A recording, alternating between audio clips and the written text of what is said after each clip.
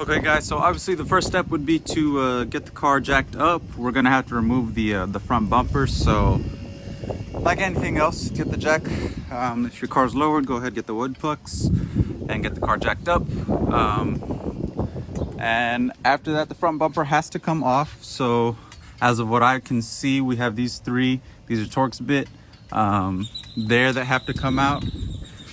There's some stuff under that are holding the front bumper in that have to come out. There's some stuff up here on top, these little plugs or whatever you want to call these, push pins, and then the other three over here that have to come out. And I'm more than sure after you take all that stuff out, the front bumper will come out. If there's any little thing that I missed, I'll go ahead and pick up recording for you guys. But yeah, for right now, all I gotta do is get those bolts off and then get this front bumper off. Okay, so a couple notes. These three fender liner, they're torque bit 20, so a T20. And then this bolt up here that's holding this right here is it's a 10 millimeter. Other than that, I just got to keep getting off these push pins, which are the most annoying thing in the world. But I've only got about 3 left, and then I've got to get under the car. But you know, little update. Okay, so we're under the car now. I count 8 bolts. I see 2 right here, 1 and 2. Those are 10 millimeter, and then there are 1, 2, and 3 here, and then 3 on the other side in the same spot. And these are 7 millimeter. So we've got the 7 millimeter bolts and 2 10 millimeter. So let's get these off. Okay guys, so I was pulling at the front bumper and I was wondering why it wouldn't come off, but as you can see, there's a bolt right there that's hanging loose. It's a 7 millimeter. It's tucked away inside the fender liner. Let's see if I can get you guys a better shot of that bolt right there. So you just got to pull the fender liner out and then get that bolt out.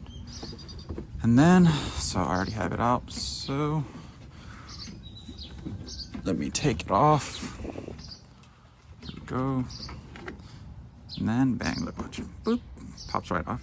So yeah, we've got that on both sides.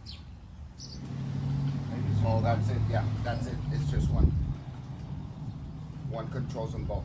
So I showed you a whole bunch of the little bolts that were here on the outside that were in plain sight.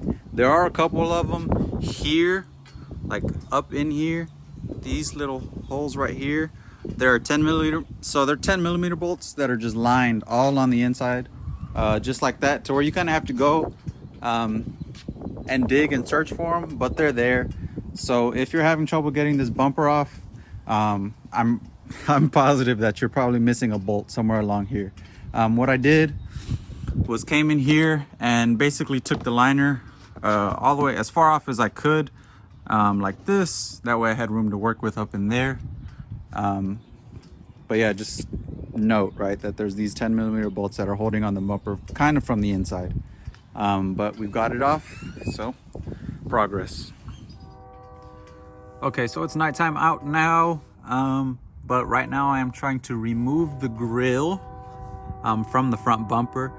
I see 2 bolts, 1 and 2, which are 7 millimeter, and then there's just these little clips that have to be undone. That way this grill just comes off.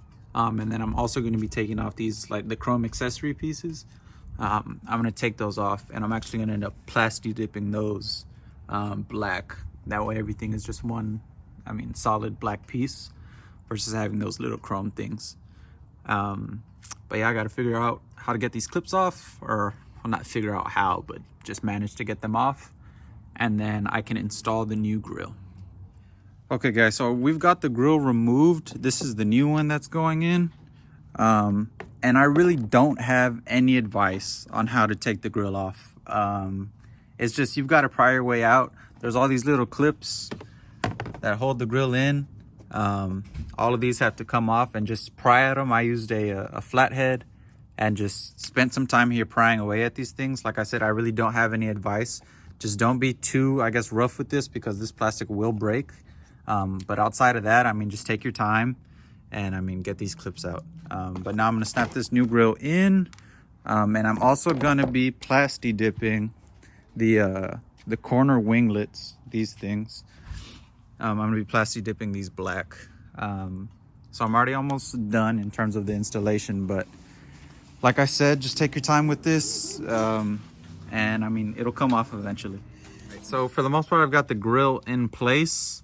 As you can see, what we've been doing, and Joe's been helping me. We've been getting the heat gun and basically heating the clips on this side. And what that allows us to do is push this into place. You might get lucky and be able to push it in without the heat gun, but we were having a really hard time. So like I said, we just heated up the clips that are here and then slid them in, and it was a lot easier. Like, they've been going in pretty easily versus before. I mean, we tried a lot of things and it didn't work. So for putting the grill back into place, I would suggest using a heat gun. Obviously be careful, you don't want to maintain the heat on this plastic for too long, because if you do, the plastic will melt. But outside of that, that is my best tip for inserting the grill. All right guys, so the last clip you saw was a couple nights ago. I've had the grill on the car now for a while. As you can tell, we got some dead bugs here. So I've been driving the car around and everything is well. My car hasn't completely fallen apart, so that's always a good thing. The grill, I mean, it looks awesome. The only thing I did differently, I told you guys I was gonna plastic dip these little winglets, and I ended up doing a carbon fiber wrap, which I didn't do the best, right? You can see the chrome in there, and then we walk over to this side and you can see the chrome right there. So not the best wrap job ever, but it doesn't bother me too much. There's also a little bit of a gap, right? So if we follow this line here, bang, bang, bang, and then you can see the gap right there, right? So those two things really don't bother me that much. But whenever I do end up taking this front bumper off again, I'll redo those things, right? I'll fix the gap and then I'll fix the carbon fiber vinyl. But other than that, what I will say is installing this grill was a pain. I would advise using a heat gun, like I told you guys earlier in the video. And other than that, I like it. I like it. It completely changes the front end. So I'm very happy. I think I'm gonna keep it emblem-less in the middle. I like the way that looks. And other than that, I did get some beauty shots for you guys. So I will, after this, I'll play that for you. And then that should be it for this video. So thank you guys so much for watching, and I hope you found this useful. If you're looking to install this grill, if you have any questions, message me or leave in the comments. Besides that, you know the deal: like, comment, subscribe, and I hope you enjoy the beauty shots. And like I said earlier, thank you so much for watching, and until my next video, thank you guys.